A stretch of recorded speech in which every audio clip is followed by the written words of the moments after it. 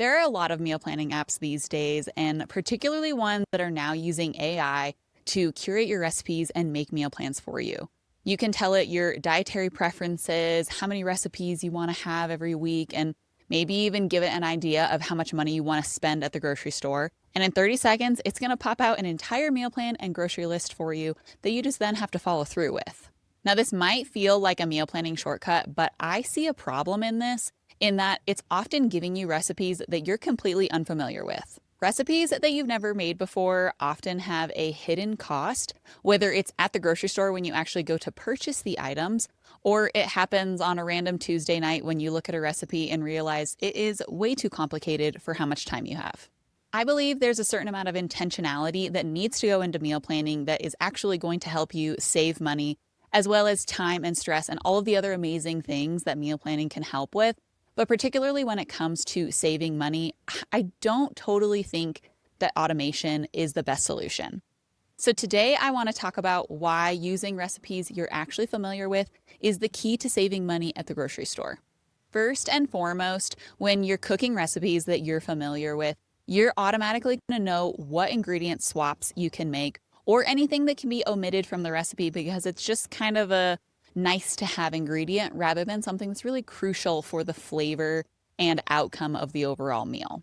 So a really easy example of this is ground meat. If ground beef at the grocery store is $10.99 a pound, but ground turkey is $5.99 a pound, there's so many recipes where you can just quickly make that swap. And if it's a recipe you're familiar with, you might know that beef is not essential to the recipe and you can use something like turkey instead.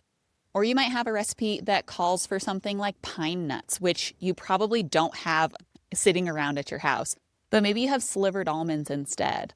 And if you're familiar with the recipe and the different textures and flavors, you can make an educated decision on whether or not that swap is going to work.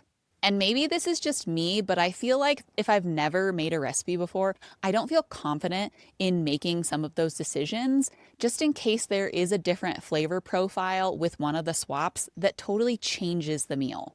All right, the second benefit of using recipes that you're familiar with is more on the meal planning side of things, which is that you can coordinate your recipes a little easier. And that means that you're not necessarily buying ingredients for 5 different cuisines this week.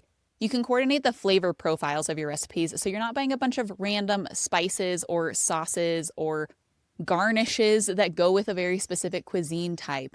You can choose to have recipes that all are going to have maybe similar flavors. Obviously, you don't want it to be too similar, but similar enough that you aren't buying a bunch of extra things that maybe only have one use or just cause this week's grocery list to be totally blown out of proportion. But this is also an area where you could coordinate your recipes based off of main ingredient. So it is often less expensive to buy main ingredients in bulk. So I'm thinking like you're buying meat more in a bulk package, you're buying tofu or grains, and you're able to get them in a larger quantity, which often leads to a lower price per ounce or pound, however it's measured.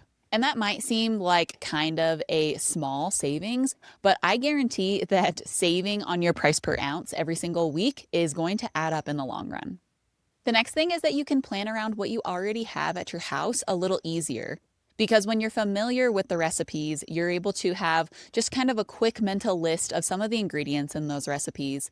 You can scan your pantry or your fridge or your freezer, and you can see what items you already have that are going to work in these recipes that you have in your meal plan. If you're making something like a curry, you can scan your pantry and see that you already have a couple cans of coconut milk, so you don't need to already buy those things.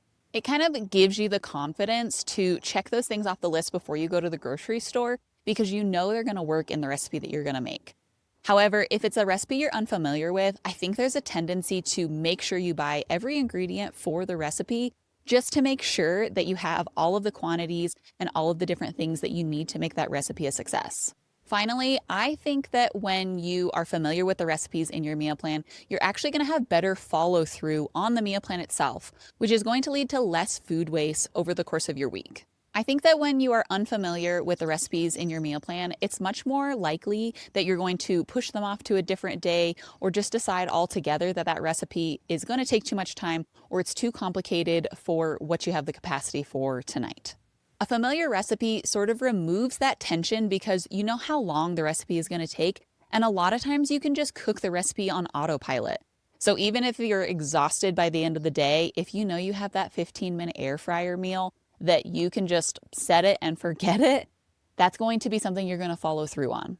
And food waste is also a money waste problem. If you think about food waste, it's kind of like putting money in the refrigerator, and then at the end of the week, you just end up throwing it in the garbage.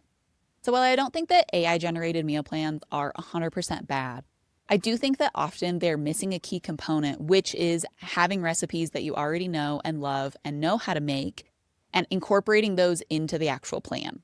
I think AI-generated meal plans are great for inspiration, but not always great for the execution of the actual meal plan. So having a personal collection of your own recipes that you know and love and your family knows and loves that meet your personal preferences, dietary needs, as well as fit within your budget is really important. And I think it is the solid base and foundation for creating successful meal plans. So if you're looking for a place to house all of your recipes and then create meal plans from them that are going to be successful, that you will actually follow through with, I think you should try Plan to Eat. It's a meal planning app with a recipe book, a meal planner, and an automated shopping list. So once you make your meal plan, the shopping list is made for you. But it allows you to collect recipes from all over the internet, as well as your handwritten personal recipes that you want to be able to cook. There's a link in the description of this video to sign up for a free trial of the app. If you like this video, please let me know and follow along for more meal planning tips and tricks.